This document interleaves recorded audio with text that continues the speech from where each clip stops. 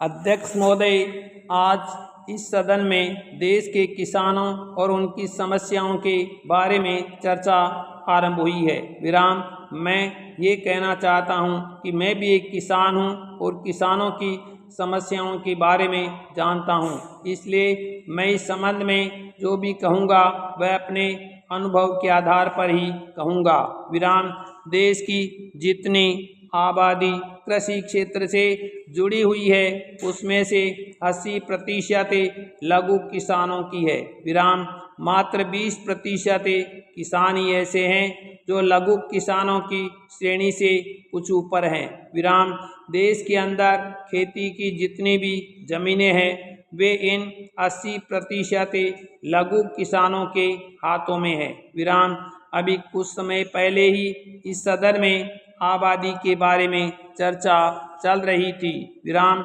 मैं बड़े ही स्पष्ट शब्दों में ये कहना चाहता हूँ कि आज गाँव में देश की लगभग 70% आबादी रही है। विराम। यह आबादी केवल खेती के ऊपर निर्भर है। विराम। उसके पास दूसरा कोई काम नहीं है। विराम। ये किसान कभी बाढ़ की समस्या से जूझते हैं तो कभी सूखे की समस्या से जूझते हैं। विराम।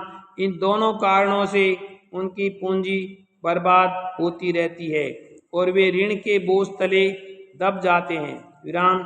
अगर सरकार सचमुच किसानों का भला करना चाहती है तो इस संबंध में मैं एक निवेदन करना चाहता हूँ। विराम। सरकार किसानों की इन दोनों समस्याओं पर गंभीरता से विचार करे। विराम। सरकार को कुछ ऐसी योजना बनानी चाहिए जिससे कि खेती से बाढ़ के पानी की निकासी हो सके। विराम। मुझे लगता है कि ग्रामीण क्षेत्रों में बड़े बड़े तालाब बनाकर बाढ़ के पानी को जमा किया जा सकता है ताकि सूखे की स्थिति में वही पानी खेत की प्यास बुझाए। विराम। मैं कहना चाहता हूँ कि सरकार कृषि क्षेत्र की वर्तमान स्थिति पर गंभीरता से विचार करे। विराम।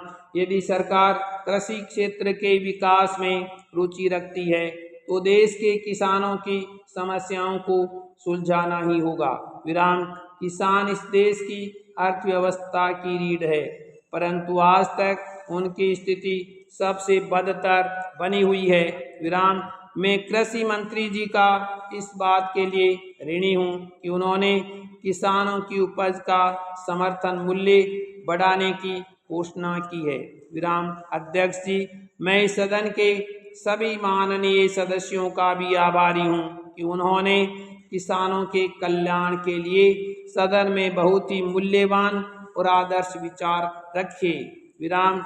इस चर्चा से कई अच्छे सुझाव भी निकल कर आए हैं। विराम। कुछ सदस्यों द्वारा किसानों की आवश्यकताओं के बारे में अच्छी जानकारी भी दी गई है। विराम। पैराग्राफ। दरअसल शिक्षा अपने अज्ञान की एक प्रगतिशील खोज ही है। विराम।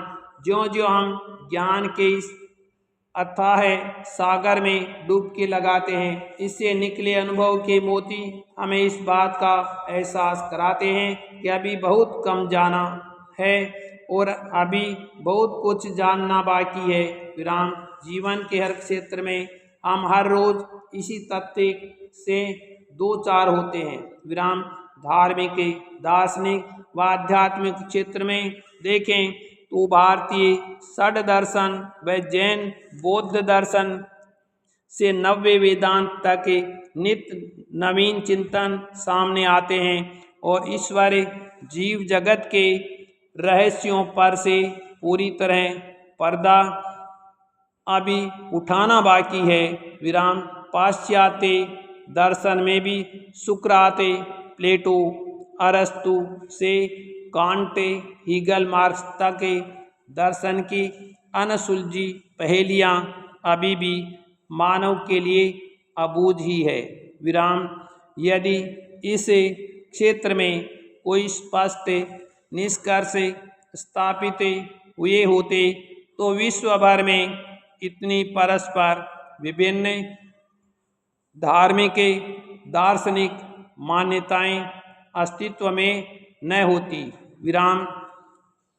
लिहाजा मानव पर्याप्त अध्ययन के बाद यह अनुभव करता है कि अभी हम ज्ञान की कुछ बूंदें ही चख पाए हैं और पूरा सागर अभी बाकी है।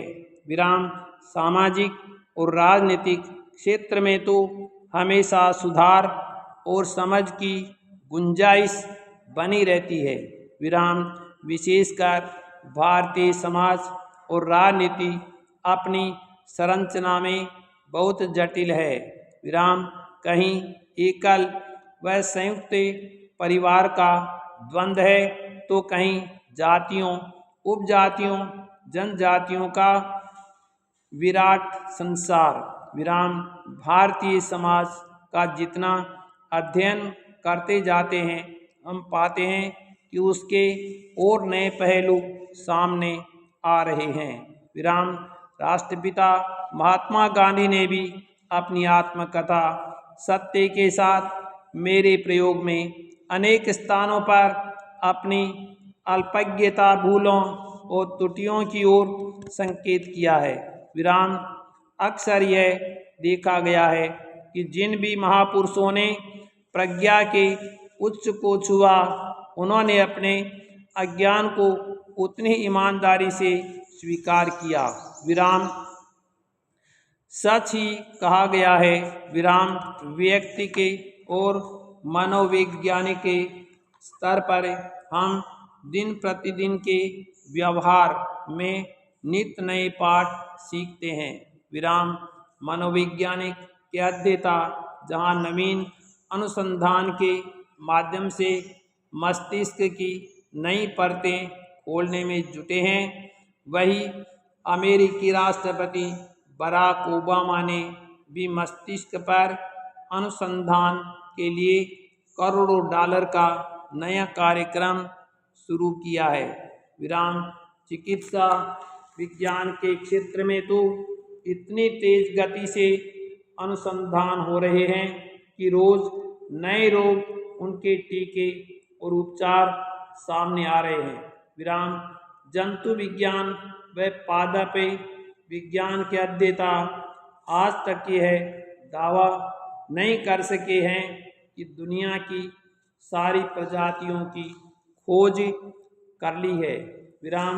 साहित्य के, संस्कृति के क्षेत्र में देखें तो हम पाते हैं कि अभी संस्कृति और साहित्य के इतने रंग अछूते हैं कि उन पर अध्ययन और शोध का एक पूरा स्कोप अभी बाकी है। विराम।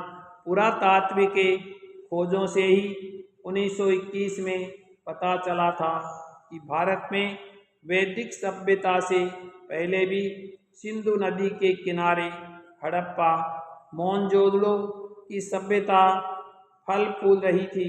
विराम। आज भी हम बहुत से क्षेत्रों और जनजातियों की संस्कृति तक पहुंच नहीं सके हैं। विराम।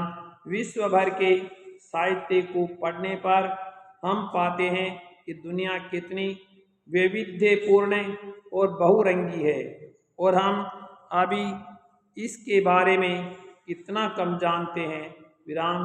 इसके अतिरिक्त औपचारिक अध्ययन के दायरे से बाहर जो मुक्त भ्रमण के माध्यम से शिक्षा अर्जन है, वह भी जीवन को समझने का एक महत्वपूर्ण माध्यम है। विराम। इस तरह हम जीवन के प्रत्येक क्षेत्र और स्तर पर अनुभव करते हैं कि शिक्षा दरअसल हमें यह बोध कराती है कि हम कितने अज्ञानी हैं। विराम। हम समाज में अपने आसपास अक्सर कुछ ऐसे लोगों को देखते हैं जो थोड़ा बहुत अधकचरा ज्ञान जुटाकर सेखी भगाड़ते और पांडित्य प्रदर्शन करते घूमते हैं। विराम। थूथा चना बाजे घना पर जो सचमुच सुशिक्षित, प्रबुद्ध और ज्ञानी लोग होते हैं, वे स्वयं को अज्ञानी, अकिंचन, अल्पज्ञ मानते हैं। विराम।